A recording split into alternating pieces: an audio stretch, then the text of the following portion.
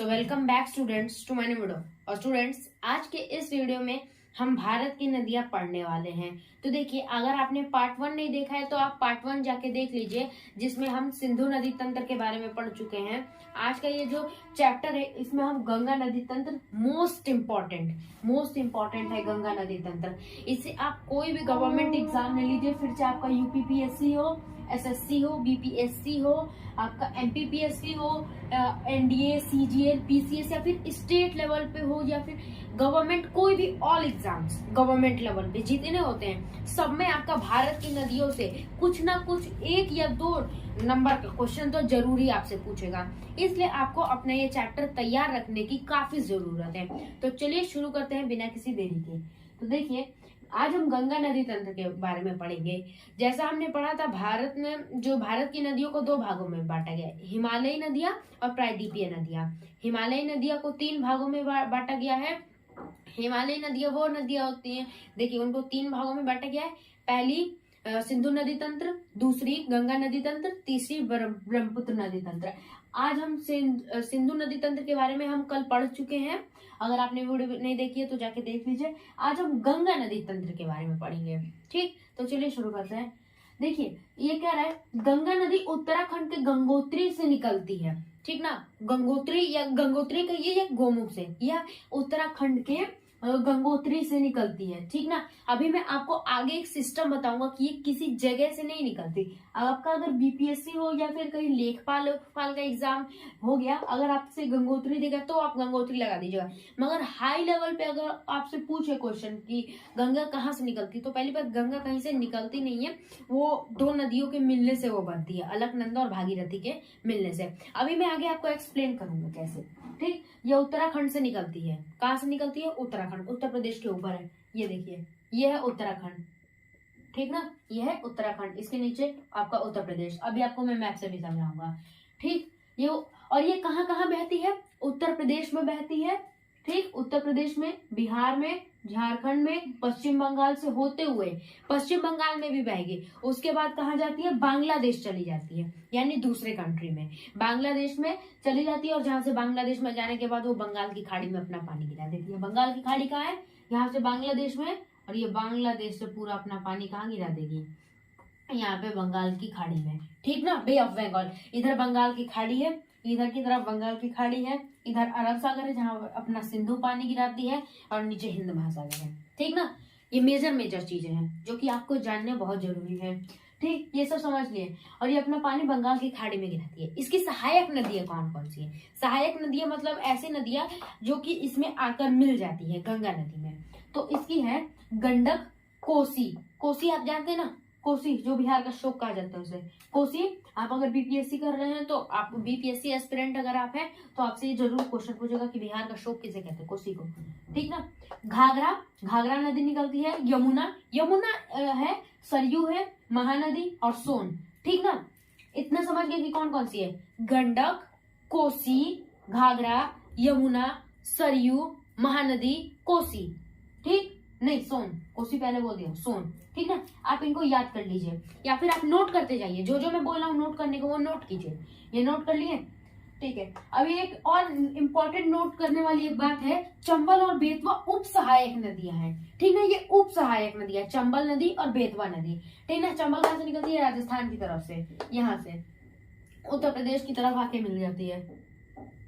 ठीक ना, ओके, आप इतना समझ गया। अब मैप से मैं आपको समझाता हूँ कि जो सहायक नदियां हैं कैसे कैसे आकर मिलती हैं। ठीक ना, ये आपको थोड़ा मैप कॉम्प्लिकेटेड लगेगा, बट मैं आपको समझा देता हूँ।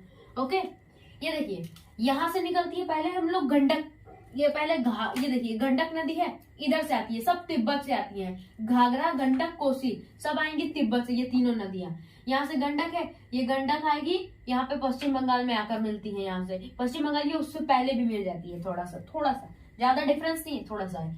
यहाँ पे आके, यहाँ से जब जाती है उत्तराखंड से निकलते हुए उत्तर प्रदेश में, उत्तर प्रदेश से बिहार, बिहार से झारखंड, यहाँ से झारखंड से पश्चिम बंगाल, और पश्चिम बंगाल की तरफ आकर ये गंडक मिल जाती है। कहाँ से निकलती है? गंडक इधर से आएगी आपकी, सब ये आएंगी तिब्बत से, ये भी तिब्बत से आएगी, तिब्बत, ये भी तिब्बत। ठीक ना, घाघरा। अब घाघरा आती है, घाघरा नदी आपकी इधर से आएगी, यहाँ से देखिए घाघरा यहाँ से आएगी सीधे, यहाँ से आते आते आते आते यहाँ पे आपका बिहार में पहले ये एंटर करती है, एंटर करते ही यहाँ पे बिहार में जाके मिल जाती है। कोसी नदी, कोसी भी बिहार में ही आके मिलती है। कोसी आएगी यहाँ से, इधर से कोसी आती है, इधर से पूरा आएगी और बिहार में मिल जाएगी, ठीक ना। अब आती है कौन सी नदी, यहाँ से यमुना नदी।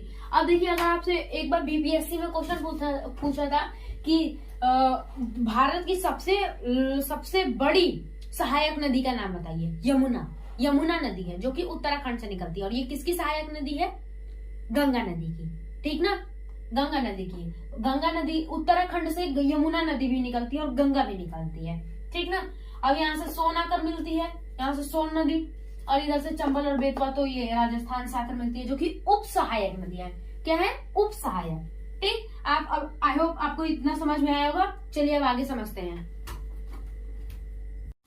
तो देखिए अब हम लोग आगे समझते हैं। आगे ये जो है हम लोग पीछे का सब समझ चुके हैं, अब आगे देखते हैं। यमुना नदी गंगा से ना उत्तर प्रदेश में आकर मिलती है।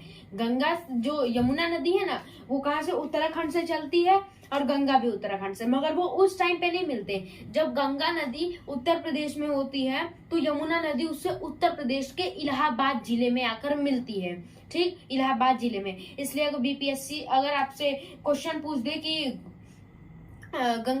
यमुना नदी गंगा नदी से किस जगह पर आके मिलती है, तो उत्तर प्रदेश के इलाहाबाद में आकर मिलती है, ठीक ना। और जैसा कि आप जानते हैं ये भारत की सबसे लंबी सहायक नदी है, जिसकी लंबाई, यमुना नदी की लंबाई है 1376 किलोमीटर, यानी 1376 किलोमीटर, और गंगा नदी की है 2525 किलोमीटर। आप इसको 25 याद रख सकते हैं, 25 लिखने को कहे, मगर अगर कोई पूछ दे, ठीक, अगर ओरल कोई पूछ दे तो आप कहिएगा 2525 किलोमीटर, ठीक ना। गंगा की इतनी लेंथ है, मैंने सिंधु की पहले बता रखी है, ठीक। अब गंगा नदी के किनारे कुछ नगर बसे हुए हैं, उनके बारे में अब देख लेते हैं। तो पहला है कानपुर। कानपुर कहाँ का है आपको पता होगा, उत्तर प्रदेश का। बक्सर बिहार का, पटना बिहार का, हरिद्वार उत्तराखंड का, वाराणसी भी आपका इधर ही आ जाता है, सब उत्तर प्रदेश का। इलाहाबाद भी उत्तर प्रदेश का है। बेगूसराय, साहेबगंज और भागलपुर, ये सब हैं जो गंगा नदी के किनारे बसे हुए हैं, ठीक ना। अब देखिए और भी हो सकते हैं, मगर मैंने कुछ जो मेजर मैंने लिखे हैं। अब देखिए गंगा का नाम गंगा कब पड़ता है, गंगा नदी का नाम गंगा कब पड़ता है, जब अलकनंदा और भागीरथी नदी जब आपस में आकर मिल जाती हैं, तो उस जगह को देवप्रयाग कहते हैं। और देवप्रयाग के बाद जो आगे नदी निकलती है उसे हम लोग कहते हैं गंगा नदी। Clear, okay.